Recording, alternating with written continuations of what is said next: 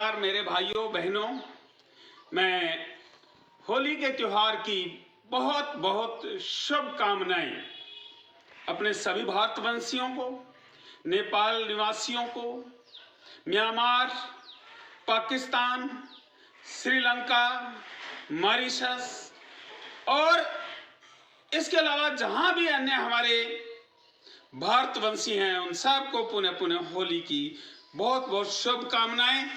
होली का त्योहार है निष्ठा का त्योहार, मनोरंजन का त्योहार, वासनाओं के दमन का त्योहार, खुशियों का त्योहार और सबसे बढ़कर हमारे रिश्तों के पुनर्निर्माण और पुनर्जागरण का त्योहार के साथ साथ बहुत सारे देशों में, संसार के बहुत सारे देशों में मनाया जाता है। इसी दिन पुरानी कथाएं जैसे होलिका दहन, होलिका हिरण्यकश्यप की बहन प्रहलाद को गोद में लेकर बैठी थी अग्नि में, अग्नि ने होलिका को जला दिया और हिरण्यकश्यप जी बड़े दुखी हुए और प्रहलाद जीवित बचकर निकल गए। और देवताओं ने आकर, विष्णु भगवान ने आकर होलिका से अगले दिन, होली से अगले दिन, जिस दिन होलिका का दहन हुआ उससे अगले दिन अपने आप को ऊपर धूली फेंकी। धूली तो इसीलिए इस दिन धूली, रंग, अबीर, गुलाल और लोग कीचड़ भी फेंकते हैं। कई जगहों पर तो गोबर, शुद्ध गाय का गोबर भी एक दूसरे के ऊपर फेंका जाता है। इसके साथ साथ एक और भी मैं कथा की बात करूंगा। पार्वती जी शिव जी की तपस्या कर रहे थे। शिव जी महाराज आंखें नहीं खोल रहे थे, तपस्या में लीन थे। तो कामदेव का उन्होंने सहारा लिया। कामदेव ने जब अपना बाण छोड़ा तो शिव जी महाराज का तृतीय नेत्र खुल गया और उसके सामने आते ही कामदेव जी भस्म हो गए। तब रति ने बहुत प्रलाप किया और इसी समय शिव जी महाराज ने अपनी आंखों से जो अपनी महामहिमा हिमालय पुत्री पार्वती जी को देखा तो उसके साथ विवाह के लिए तैयार हो गए। फिर देवताओं ने और रति ने पुनः पुनः प्रार्थना की भगवान शिव से, तो शिव जी महाराज ने कामदेव को पुनर्जन्म दिया इसी दिन। और उस खुशी में सभी देवताओं ने रंग बिरंगे फूल और रंगों की वर्षा शिव महाराज और कामदेव के ऊपर की। तभी से हम भिन्न भिन्न रंगों का इस्तेमाल होली खेलने के लिए करते हैं। इसके साथ साथ भगवान जो हमारे कृष्ण जी, जब वासुकी नाग के जहर से उनका रंग नीला पड़ गया था तो उन्होंने सोचा कि राधा तुझे स्वीकार नहीं करेगी। इस बात को राधा जी ने भांप लिया और उन्होंने कहा मैं तो आपको नीला नहीं, मैं आपको अनेक रंगों का बना देती हूँ। तो राधा जी ने उनके ऊपर अनेक रंग लेपित किए।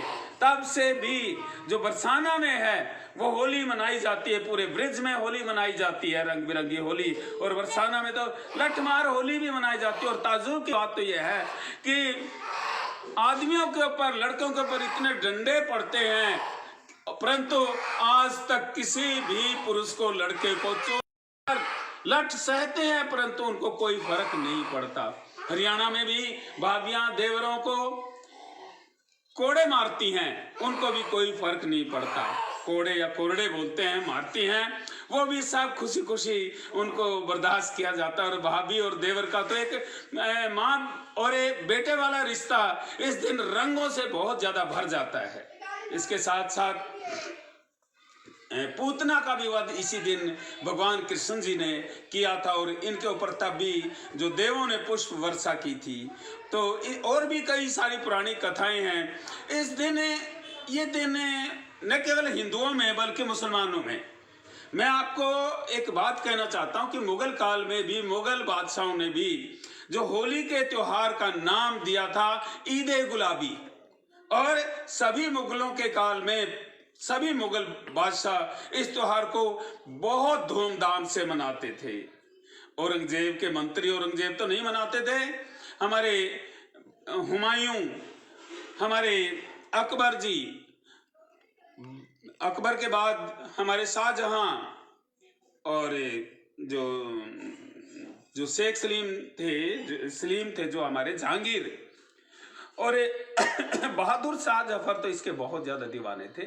सभी लोग, सभी धर्मों के लोग इसको मनाते हैं और ये एक भाईचारे का संकेत है।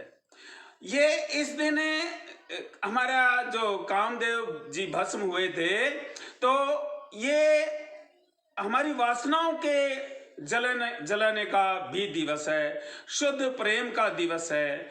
इसी दिन मध्य प्रदेश के जो आदिवासी लोग भगोरिया के रूप में भी इसको मनाते हैं कि लड़के जो लड़कियों को गुलाल लगाते हैं, और अगर लड़की गुलाल वापस लड़के को लगा देती तो इसका अर्थ है कि वो उसे स्वीकार कर रही है, और वो दोनों भाग जाते हैं और उसके आने के बाद उनकी शादी कर दी जाती है। तो ये त्योहार है रंगों का, प्रेम का, प्यार का, वासनाओं के दमन का, निष्ठाओं का, कदाचार के ऊपर सदाचार की जीत का, और झूठ के ऊपर सच्चाई की जीत का। और मैं सभी भाई और बहनों से प्रार्थना करूंगा कि इस दिन बढ़िया रंगों का इस्तेमाल करें, ज्यादा गूढ़े और ज्यादा सिंथेटिक रंगों का इस्तेमाल ना करें। जो प्राकृतिक रंग हैं, जैसे हमारे जो टेसू हैं उनके फूलों से बने रस, या किसी भी कृत्रिम जो प्राकृतिक जैसे हल्दी से बने रंग या अन्य फूलों से बने रंगों का इस्तेमाल करें तो बहुत ज्यादा बढ़िया होता है। इत्र का इस्तेमाल करें, अबीर का इस्तेमाल करें, और कीचड़ वगैरह गंदे कीचड़ का इस्तेमाल ना करें, क्योंकि बड़ा प्रदूषण है, इसमें बड़े बैक्टीरिया होते हैं।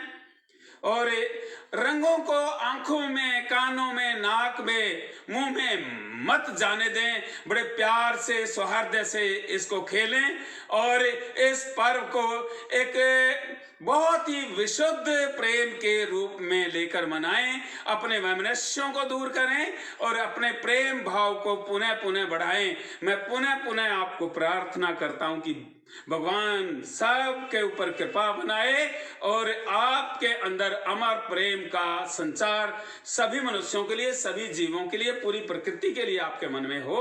धन्यवाद। जय हिंद।